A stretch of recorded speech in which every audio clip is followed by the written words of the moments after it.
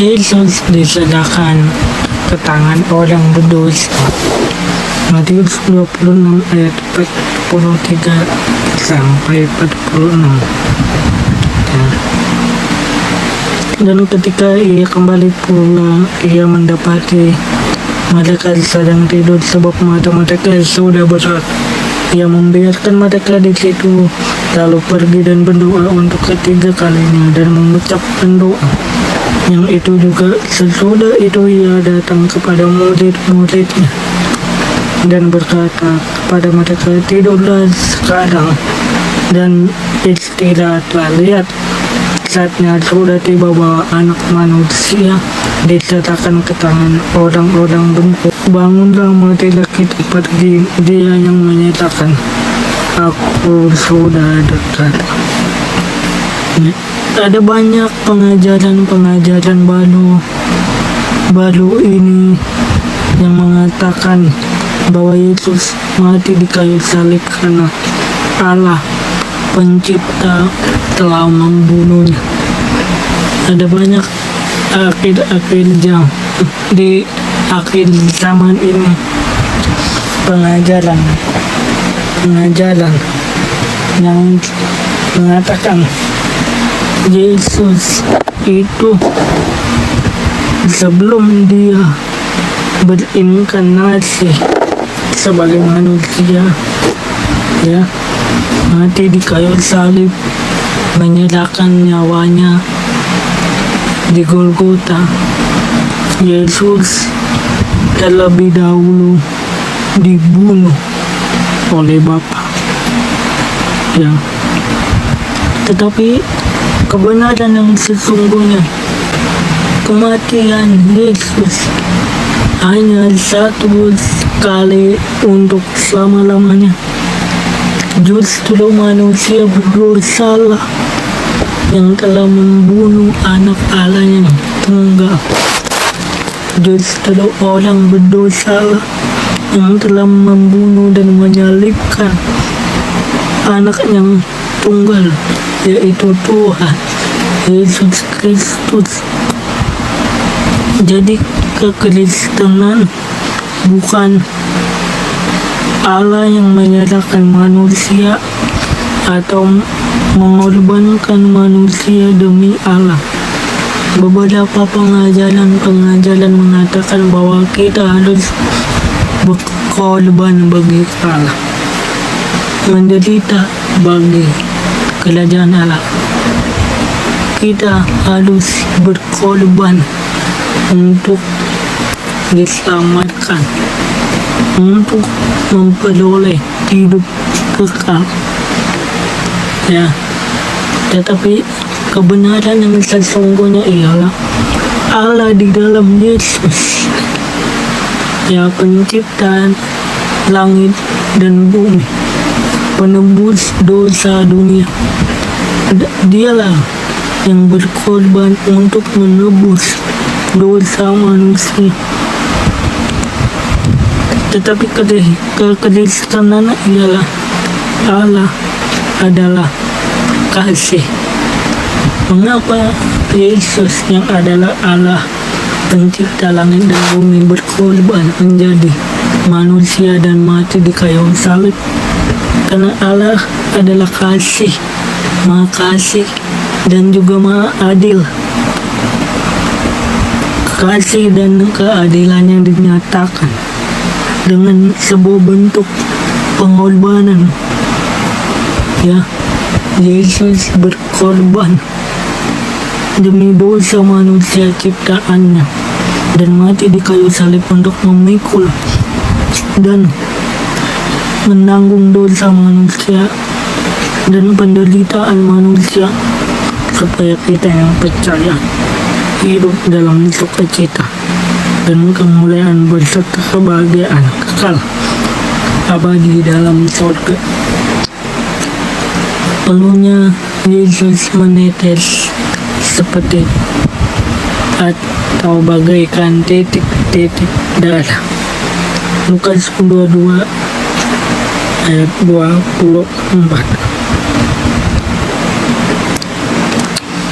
Ya. Lukas 22 ayat 44. Kita buka Lukas 22 ayat 44. Ia sangat ketakutan dan makin bersungguh-sungguh berdoa. Peluhnya menjadi seperti titik-titik darah yang bertetesan ke tanah. Kata peluh dalam bahasa Yunani trombos, yang berarti keringat yang bercampur darah karena tertekan dan menderita. Sehingga saat Yesus sedang berdoa kepada Bapa di dalam taman Getsemani, Yesus berdoa dalam posisi tertekan dan kesakitan, bahkan bisa menjadikan pembuluh darah Yesus pecah, karena dia tahu bahwa dia akan menanggung semua dosa dunia dan penderitaan akibat kutuk dari dosa manusia, dari dosa saya dan saudara, yang seharusnya Alkitab berkata kita berpeluh dalam mencari makan. Dengan peluh kita mencari makan. Di Kejadian 3 ayat 19. Sebagai upah dari dosa, peluh artinya keringat, ya. Tetapi ada kabar baik. Yesus Kristus adalah Tuhan dan Juru Selamat. Dia datang untuk mengambil penderitaan manusia ciptaannya. Karena kasihnya kepada manusia ciptaannya, dia menebus dosa, menebus kesalahan kita, mengambil kutuk dosa kita. Manusia ciptaannya di dalam bumi ini, sehingga kita beroleh keselamatan berkat Allah, ya, dan kita hidup dalam sukacita dan istirahat penuh oleh karena karya salib dari Yesus Kristus yang tercurah ke tanah untuk menanggung dosa dunia. Matius 27. Matius 27 sampai 11, ya. Saudara bisa bacanya secara masing-masing, pribadi lepas pribadi di rumah, ya. Dalam ayat ini, Yudas adalah peran tokoh yang dikumandangkan, tokoh yang dikedepankan dalam pasal ini. Yudas adalah salah satu murid Yesus yang telah berkhianat kepada Yesus Kristus. Yudas adalah salah satu tokoh yang bersifat materialistis dalam perjalanannya ketika dia mengikuti Yesus, sampai kepada dia tahu bahwa Yesus akan mati dan diserahkan ke tangan-tangan orang berdosa, ya. Dia mengikut Yesus demi uang, karena materi, ya, sehingga ujungnya Yudas menjual Yesus dengan 30 keping perak, menyerahkan Yesus kepada orang-orang berdosa, imam-imam besar, ahli Taurat, ya. Dan di sini Yesus telah membayar menebus kita dengan darahnya yang tercurah, yang mahal, telah membayar semua dosa kita, sehingga kita yang tadinya tidak layak, tidak pantas, tidak berguna, kita menjadi manusia yang berharga di mata Allah, mulia di mata Allah, karena pembayaran yang telah Yesus lakukan di kayu salib. Dia tegakkan pembayaran itu dan dibayar lunas di atas kayu salib, menjadikan kita milik kepunyaannya, yaitu kepunyaan Allah. Yesus ditangkap, tanda bahwa cawan penderitaan yang dikehendaki oleh Bapa harus diminum olehnya. Yohanes 18 ayat 11.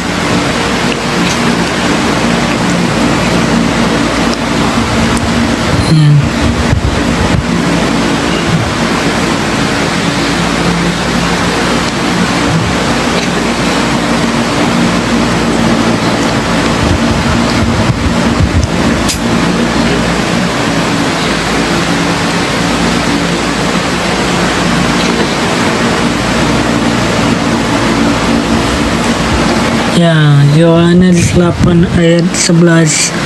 Kata Yesus kepada Petrus, sarungkan pedangmu itu. Bukankah aku harus minum cawan yang diberikan Bapa kepadaku? Dalam kisah ini adalah sebuah cerita setelah Yesus ditangkap oleh para prajurit Romawi.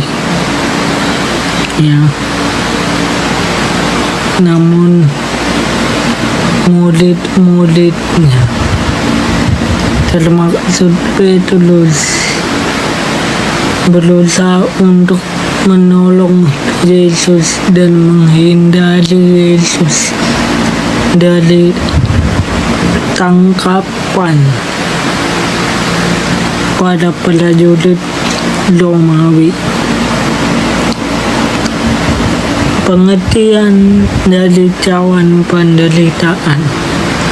Cawan dalam hal ini memiliki arti pengadilan atau penghukuman atas dosa-dosa manusia, dan cawan yang seharusnya bagian manusia berdosa ditimpakan oleh Bapa di surga kepada Tuhan Yesus Kristus.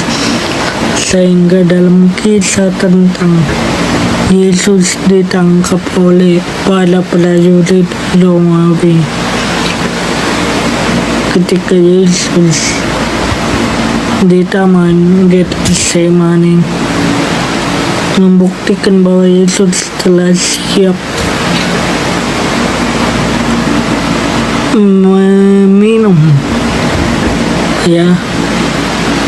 atau siap menerima murka, siksaan yang berasal dari Allah. Yesus meminum cawan murka Allah, cawan murka Allah yang seharusnya ditanggung oleh saya dan saudara. Murka Allah tertimpa atas Yesus. Yesus dimurkai oleh Allah supaya kita yang percaya, kita hidup di bawah berkat Tuhan. Yesus disiksa dan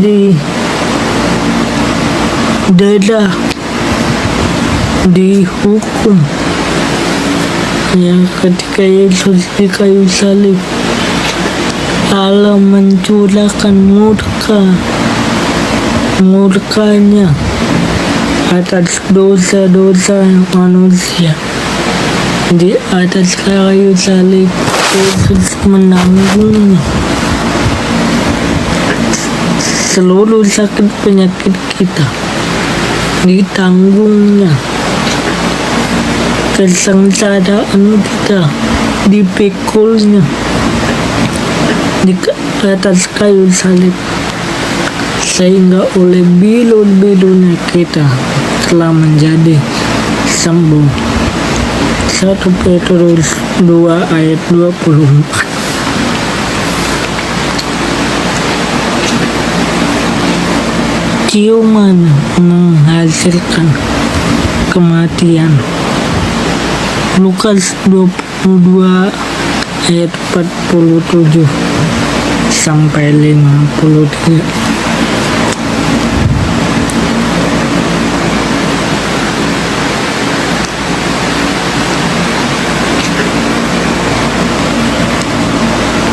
Ya, Lukas 22 ayat 47 sampai 52. Waktu Yesus masih berbicara, datanglah serombongan orang, sedang muridnya yang bernama Yudas, seorang dari ke-12 murid itu berjalan di depan mereka. Yesus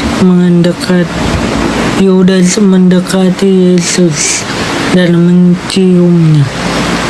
Ya, maka kata Yesus kepadanya, "Hai Yudas, engkau menyerahkan anak manusia dengan ciuman?"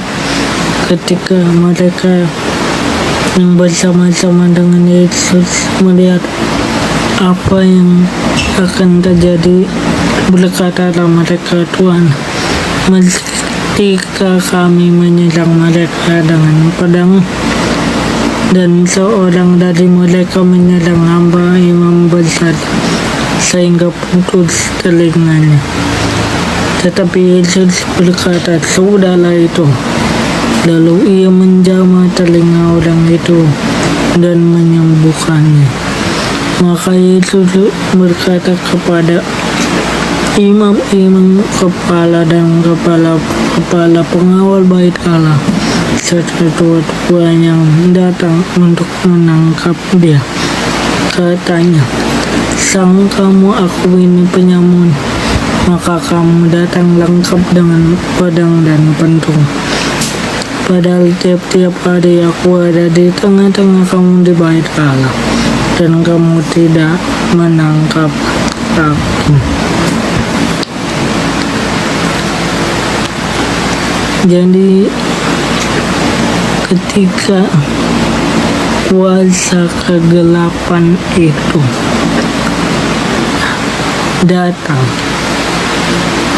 di tengah-tengah manusia, salah satunya Yudas Iskariot, salah satu murid Kristus yang setiap kali mengikut Yesus sepanjang perjalanan pelayanannya dan selalu mengikuti Yesus kemanapun ia pergi.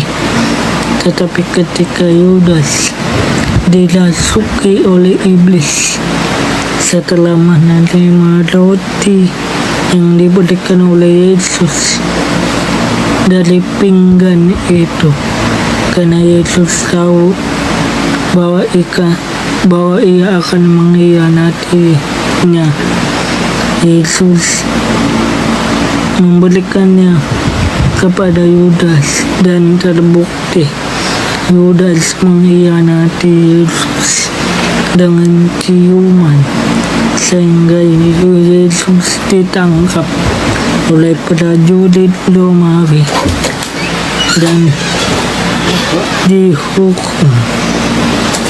ya dibawa ke ruang sidang yang disiksa dan disalibkan untuk memperoleh keselamatan Allah, dan kita percaya melalui kematiannya, melalui pengorbanannya di kayu salib, kita beroleh keselamatan oleh pengorbanan darahnya, dan kita percaya kita pasti masuk surga karena Kristus sang pemilik hidup kekal, pemilik surga, telah datang dan mati untuk menanggung hukuman dan kutuk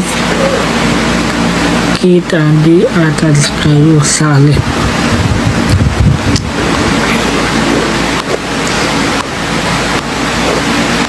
Yesus datang sebagai imam besar yang turut mengalami kelemahan, tapi ia tidak jatuh ke dalam dosa.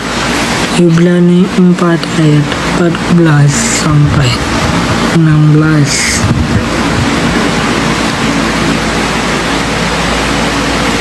Karena kita sekarang mempunyai imam besar agung yang telah melintasi semua langit, yaitu Yesus anak Allah, baiklah kita teguh berpegang pada pengakuan iman kita. Sebab imam besar yang kita punya bukanlah imam besar yang tidak dapat turut merasakan kelemahan kita. Sebaliknya, sama dengan kita, ia telah dicobai, hanya tidak berbuat dosa.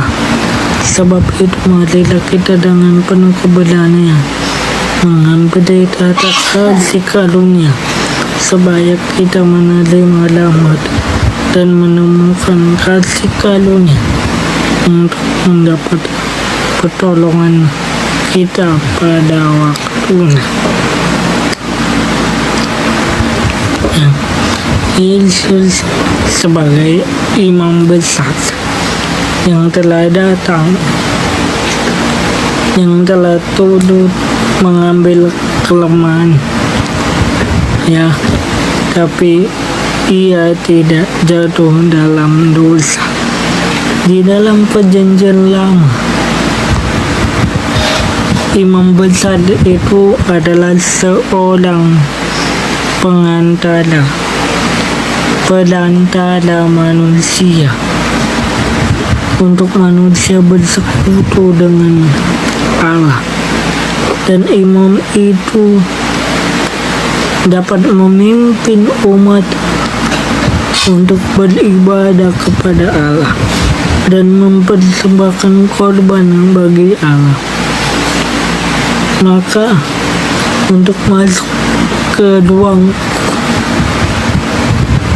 ibadah, ya, itu di dalam bait Allah ada namanya ruang kudus dan ruang maha kudus. Ketika imam itu, ya, membawa atau memimpin sebuah peribadatan, memimpin cara bagaimana sembahyang, berdoa, beribadah kepada Allah, dipastikan imam itu tak bercacat, tak bercelah, tak berdosa, dan dipastikan persembahan yang kita berikan kepada Allah, ya, korban yang telah kita berikan untuk Allah dipastikan tidak bercacat, tidak bercela. Ya, tetapi sebaliknya, kalau korban itu tidak sempurna, ada cacatnya, ada celahnya, maka Allah tidak menerima persembahan itu. Atau bisa jadi imam besar itu sedang atau ada dosa dalam dirinya sepanjang tahun itu, karena saat itu ketika orang Israel ingin mempersembahkan korban kepada Tuhan itu sekali setahun seumur hidup untuk menghapus dosanya. Kalau imam itu dapat bahwa dirinya ada dosa, maka Tuhan tidak menerima korban persembahan yang dia persembahkan, dan otomatis imam itu akan mati. Tetapi sebaliknya, kalau memang dia berkenan di hadapan Allah, tidak ada dosa dalam dirinya, dan persembahan yang dia persembahkan kepada Allah itu berkenan, tidak ada celah, tidak ada cacat, maka dia hidup, dia selamat. Tetapi sebaliknya, kalau cacat, kalau celah, imam itu akan meninggal dan mati. Dan itu dibuktikan.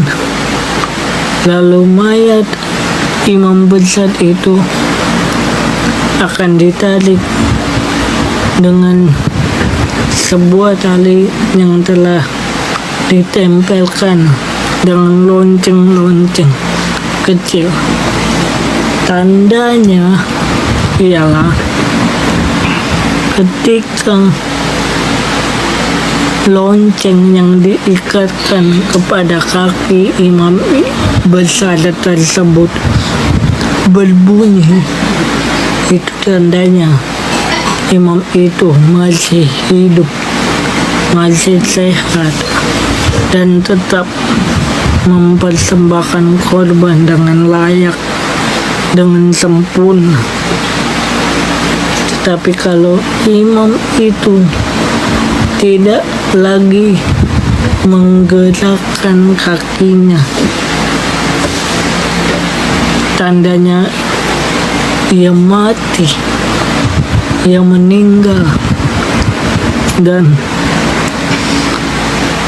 bukti bahwa korban persembahan itu batal atau tidak layak di mata Tuhan karena dosa manusia tersebut. Tetapi ada kabar baik.